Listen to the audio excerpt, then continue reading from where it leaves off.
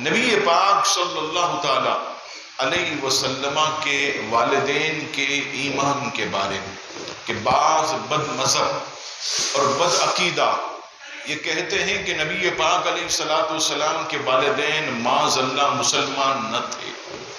یاد رکھیے گا اس میں کل امت کے جو بڑے بڑے علماء ہیں ان کے عزیزان گرامی 4 اقوال ہیں.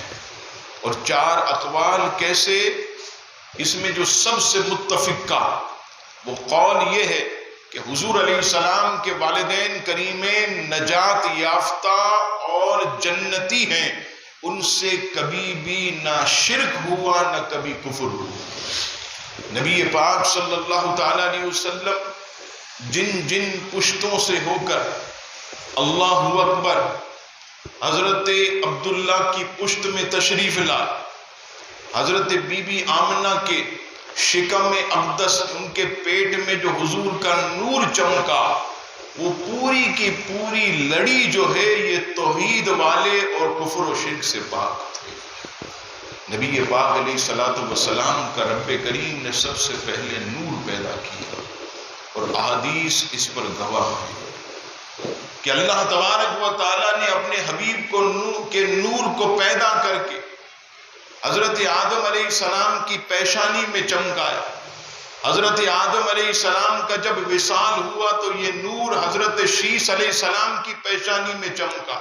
حضرت شیس علیہ السلام کا وصال ہوا تو حضرت نوح علیہ السلام کی پیشانی میں چمکا. حضرت نوح کا وصال ہوا تو حضرت ادریس علیہ السلام کی پیشانی میں چمکا. رفتہ رفتہ حضرت ابراہیم علیہ السلام کی پیشانی میں چمکا، پھر حضرت اسماعیل علیہ السلام کی پیشانی میں چمکا، اور پھر ہوتے ہوتے حضرت سیدنا عبداللہ رضی اللہ تعالیٰ عنہ کی پیشانی اور حضرت بی بی آمنہ کے شکم میں یہ نور چمکا.